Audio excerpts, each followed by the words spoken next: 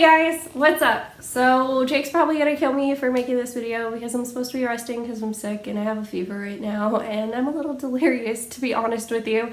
But let's move forward with this. So subscribe below if you want more contact. Follow my social media, MWJ Hard across the board, and let's get into today's video.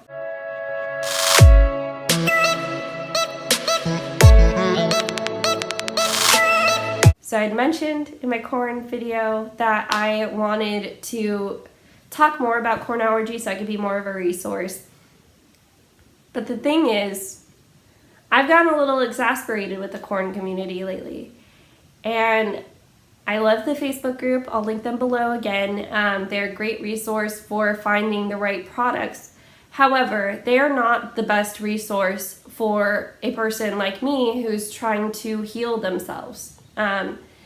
Now, this is where it gets hippy-dippy. You can follow me along if you want. If you don't, then guess I'll see you later. But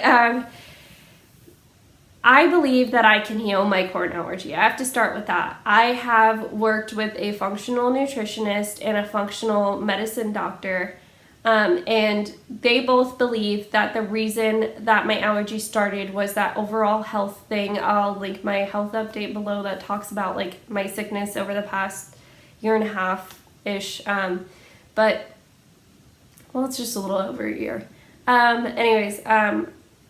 They believe that my allergy started because I had a overgrowth of opportunistic bacteria in my gut and a low amount of beneficial bacteria coupled with a gut infection that I got sometime around February of 2017. And so with that, because my gut was in such bad shape, the way that my functional medicine doctor describes it, and I'll link his videos below about oral tolerance because that's really where I'm getting a lot of this information from, is that when the integrity of your gut is compromised because of illness, then food particles can pass through as whole proteins rather than individual amino acids.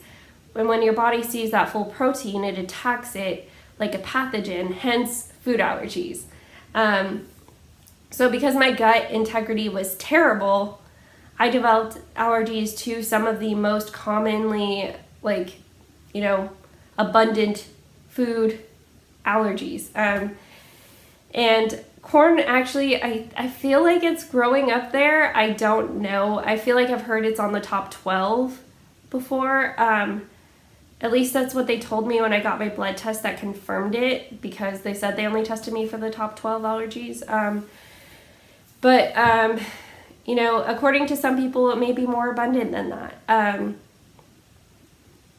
So with the mindset that I believe I can heal my allergies, and also I believe in the law of attraction, and as it pertains to health, I believe that your mind and your thoughts have the ability to change your health outcomes or, strengthen or weaken them. And so I find that the corn allergy group isn't helpful to me anymore in the aspect of talking about my health because they're so negative. Every time you go on, somebody's arguing about, oh, your sensitivity level isn't this, your sensitivity level is this, read this blog. Oh, you can't say that because that's just your experience. Or, I get that. I get they want to keep people safe. I get it. It's okay. It's fine. But the people that are on top of that so much that aren't even admins in the group, you got to think like, hey, bro, you're attracting more corn sensitivity to yourself, by putting that out there, by only talking about and focusing on sensitivity. Let the admin do her job and get sicker and sicker, And then they also don't let you talk about certain topics like GMOs and medical choices because those are lifestyle choices. Even though I believe personally that those have very much to do with these allergies because a lot of us are getting sensitive as adults. I mean, some as kids, yes, but I think it all goes back to the microbiome and your gut integrity. And of course, there's some kids that are messed up from birth because they were C-section and bottle fed.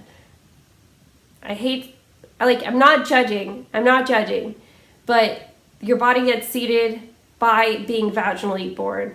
And then you get the probiotics from your mother's system via breast milk. So if you don't have those two things, you're going to be messed up from the start. And then if you have an antibiotic drip while you're in labor because you have group B strep, or, you know, like your mom takes antibiotics while she's pregnant, probably doesn't help you out even further because your mom's biome is messed up too at that point, what she's passing on to you. So these things that are choices kind of really aren't choices if you want to have the overall discussion about what causes these allergies and why so many of us are getting sensitive and why we continue to become more sensitive. It's not productive to shut down those discussions. And so, you know, I've played with the idea of making a corn allergy anarchy discussion group where you're allowed to talk about those things, but I don't want to compete with the corn allergy group. I don't have the time to fully admin a group, and, you know, I'm not sure that people are really wanting that right now. If they are, hey, contact me. Maybe we'll pull something together. You know, and these are my beliefs based off of my research. Do your own research and come up with your own beliefs about allergy. But what I'm trying to say is having this negative view of your corn allergy is only going to lead to more negative outcomes. You have to be grateful for some of the things that corn allergy brings us because, like, when it really boils down to it, I'm thankful that my body is making me eat the cleanest sources of food that I can find. I'm thankful that my body doesn't let me have some of the things that were unhealthy for me. I fully relied upon coffee and a pastry as breakfast and, you know, like pasta for every other meal because I was eating what my toddler ate. And, you know, I fully relied upon treating myself multiple times a day to sweets because, oh, you know, that's what society says we should do, is have sweets as often as we feel like because they're there. You know, every single social gathering, oh yeah, let's drink. Let's have some high cholesterol, high fat, like high gluten, high everything food. I'm glad that now, like when I actually go out, I have to interact with people. I don't get to just sit there and eat and drink and, you know, giggle. I have to have real life interactions. I have to talk to people. I have to break out of my shell more. I'm not one of those people that's so sensitive I can't wear certain makeups or wear certain, you know, perfumes, use certain hair products. But, you know, if you're one of those people, be thankful that you now have to appreciate your natural beauty. Be thankful that you're not messing up your endocrine system by having all of this fragrance on all the time. There's just something to be said about having this gratitude mindset and what it can do for your health. And even if it doesn't improve your health, even if you don't believe in it and nothing changes, but you just learn to be thankful, you know, learn to appreciate some of the things that had to change in your life because of corn allergy, then just that mindset keeps you from getting sicker. It keeps your body from feeling less, it keeps your body feeling healthier. It's just, God, you can see why I'm mad. I mean, yeah. Plus I'm still sick, so I just got a little bit of brain fog.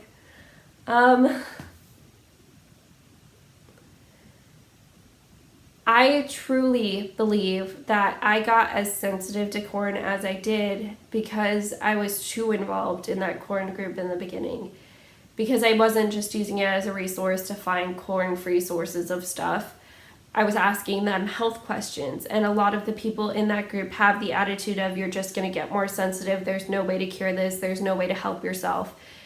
You're just going to have to live with it and learn to live with it. And because of that, the answer to every single thing before I got my diagnosis was eliminate more corn, which didn't help, made me more sensitive. I lost my oral tolerance to anything chemical. And not that that's a bad thing. Like I said, I'm grateful that I can't eat stuff out of packages anymore that doesn't have real food in it, because my body feels a lot better than it ever did when I was eating all of this gluten-y, sugary, like preservative-filled bullshit, you know? I'm thankful that I don't really fuck with caffeinated products anymore, and that's not necessarily because of the corn allergy. It's because it's too much stimulation on my central nervous system right now, and I'm thankful that I don't fuck with them anymore, because now I have to wake up on my own. I have to eat a breakfast that actually energizes me instead of relying on a cup of coffee to energize me. I have to get enough sleep so that my body doesn't fully like shut down without any source of energy, you know? What I'm saying is, be grateful for your corn allergy, because it actually changes your life for the better. It really does. And if you're one of the lucky ones like me that finds a doctor that wants to help you decrease your sensitivity and eventually eliminate the problems associated with that allergy, then you need to constantly be thankful that you went on this journey, that you learned what's in your food and how much of it is so manufactured, that everything comes in contact with corn, that everything is made out of the cheapest source that they can find. You know, you have to learn how to be grateful that you have this knowledge now, and that you know how to make things out of real food. You know how to make your own fruit straps so you don't have to buy them from the store, or your own beef jerky, or, you know, what else do people make on there? Make your own pastries from scratch without any, like, you know, any of your allergens in there. You have to be thankful that you know how to have the cleanest food possible. So I hope that if you have a corn allergy, you could just take a moment out of your day to appreciate some of the lessons it's taught you. Because if all you do is sit around and mope about, oh, I'm so sad, I can't have this, I can't have that, I can't use this product, I can't use that product. If all you do is that, you're just attracting more negativity to the situation. You know, you have to, like, I just went to the grocery shopping today. We do it every Sunday. And, you know, Saturdays we buy My Safe meat. I'm thankful that I found this farm where these animals are pastured, that they eat grass-fed meat, or that, you know, that I can eat grass-fed meat that is not as problematic as some of the factory farm meat out there. I'm happy that I can shop the organic section, that I can afford it, that I can find foods that nourish me even though it's very limited still. I am grateful that I'm not eating popcorn as a snack, because now it just looks disgusting, and because we lace it up with all of this chemical nightmare, like when you go to the movies and anywhere that they have it, and it's just junk, you know? I'm grateful that I'm not eating junk anymore, that I'm experiencing what life is like eating real food. And I'm really grateful for everything that I've learned about my health in this journey, for becoming so aware of my body, for noticing symptoms, noticing how food affects my emotions, noticing how food affects my bowel movements, you know, like all of that. I'm so grateful for it, because if I hadn't gone on this journey, I wouldn't have changed the way I ate.